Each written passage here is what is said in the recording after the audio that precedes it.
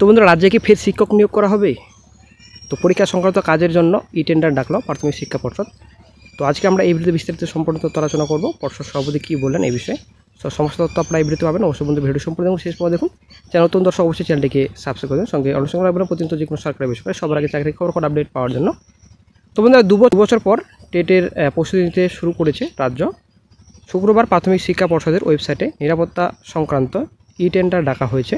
মূলত প্রতিযোগিতামূলক পরীক্ষায় ফিক্সিং, বায়োমেট্রিক সহ পরীক্ষায় ব্যবস্থা নিরাপত্তা সুনিশ্চিত করার জন্য বেসরকারি সংস্থার সাহায্য নিয়ে থাকে পর্ষদ। সে লক্ষ্যেই এই দরপত্র আহ্বান করা হয়েছে। ওয়াকিবহাল মহলের ধারণা, শীঘ্রই টিচার এলিজিবিলিটি টেট আয়োজিত হতে চলেছে। তবে প্রাথমিক টেট নয়, সরকারি হিসাব অনুযায়ী রাজ্যে প্রায় 3000 স্পেশাল এডুকেটর পদ খালি রয়েছে। সেই জন্য টেট আয়োজন করতে হবে পর্ষদকে। তাছাড়া আগস্টে অনুষ্ঠিত হতে চলেছে ডিএলএড পরীক্ষা। সেসব পরীক্ষার নিরাপত্তা ব্যবস্থা সুনিশ্চিত করার জন্যই এই দরপত্র আহ্বান করা হয়েছে। পর্ষদ সভাপতি গৌতম পাল নিশ্চিত করেছেন, স্পেশাল এডুকেটর নিয়োগের জন্য টেট আয়োজন করা হবে।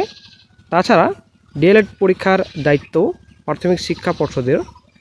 আদালত ইতিমধ্যেই স্পেশাল এডুকেটর নিয়োগের বিষয়ে নির্দেশ দিয়েছে। তবে আটকে রয়েছে ওবিসি সংরক্ষণ জোটে। সরকারি তরফে সবুজ সংকেত পেলেই পরবর্তী 1 মাসের মধ্যে নিয়োগ প্রক্রিয়া শুরু করতে হবে মনে করা হচ্ছে। সেই কারণেই যাবতীয় প্রস্তুতি সেরে রাখতে চাইছে পর্ষদ। সাধারণত পরীক্ষার বাইরে নিরাপত্তা সংক্রান্ত যাবতীয় দায়িত্ব রাজ্য পুলিশ সামলালেও বেসরকারি সংস্থার হাতেই থাকে পরীক্ষার আভ্যন্তরীণ নিরাপত্তা ব্যবস্থা। তবে টেন্ডার নোটিশ দেখেই প্রশ্ন তুলতে শুরু করেছেন শিক্ষক মহলের একাংশ। তাদের দাবি, রাজ্য সরকারের আওতায় এত পুলিশ, র্যাব, সিভিক ভলেন্টিয়ার থাকা সত্ত্বেও বেসরকারি সংস্থাকে দিয়ে নিরাপত্তা ব্যবস্থা করার কারণ কি? তাহলে কি প্রশাসন পরীক্ষার দায়িত্ব নিতে অস্বীকার করেছে? বঙ্গীয় শিক্ষক ও শিক্ষাকর্মী সমিতির সাধারণ সম্পাদক স্বপন মণ্ডল বলেন, পরীক্ষার মতো পরীক্ষা নিয়ে চলেছে, নিয়োগ হচ্ছে না। এভাবে পরীক্ষার্থীদের কাছ থেকে ফি বাবদ টাকা তুলে কী লাভ? হিসাব বলছে 2023-এর ডিসেম্বর মাসে যে টেট হয়েছিল তার ফল এখনও প্রকাশ করতে পারেনি প্রাথমিক শিক্ষা পর্ষদ। 2022 সালের টেটের ফল প্রকাশিত হলেও পর্ষদের তরফে শূন্য আসনের তালিকা সংক্রান্ত তথ্য প্রকাশ হয়নি। সংশ্লিষ্ট পদে নিয়োগই শুরু হয়নি। পর্ষদ অবশ্য এই জন্য ওবিসি সংরক্ষণ জটিলতাকেই দায়ী করেছে। তো বন্ধুরা, আশা করি আপনারা বুঝতে পারলেন এই যে প্রাথমিক টেট, এই যে নিয়োগের বিজ্ঞপ্তি প্রকাশিত হবে কি না সে ব্যাপারে কিন্তু টোটালি বর্তমানে অনিশ্চিত। কারণ একটাই, 2023 সালের ডিসেম্বর মাসে যে টেট নেওয়া হয়েছিল, তো ফল কিন্তু এখনও প্রকাশিত করতে পারেনি প্রাথমিক শিক্ষা পর্ষদ। 2022 সালে টেট ফল প্রকাশিত হলেও পর্ষদের তরফে কিন্তু শূন্য আসনের তালিকা সংক্রান্ত তথ্য এখনও কিন্তু প্রকাশিত করেনি। সংশ্লিষ্ট পদে কিন্তু নিয়োগই শুরু হয়নি এখনও পর্যন্ত।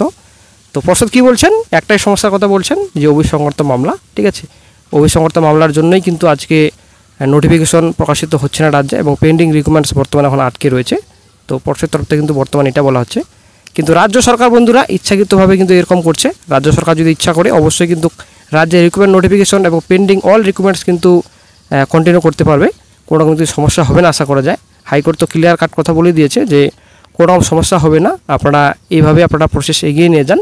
2010 সালের সার্টিফিকেট যে সকল রয়েছে, 2010 সালের আগে সার্টিফিকেট নিয়ে আপনারা রিকমেন্ড প্রসেস এগিয়ে নিয়ে যান এবং রিকমেন্ড নোটিফিকেশন প্রকাশিত করুন, কিন্তু 7% সংরক্ষণ মেনে। ঠিক আছে, রাজ্য সরকার তো 17% সংরক্ষণের যে একটা লিস্ট এবং 100 পয়েন্ট রোস্টারও কিন্তু প্রকাশিত করেছিল, যদিও সেটা বর্তমানে এখন অন্তর্বর্তীকালীন স্থগিত দিয়েছেন রাজ্যের হাইকোর্ট।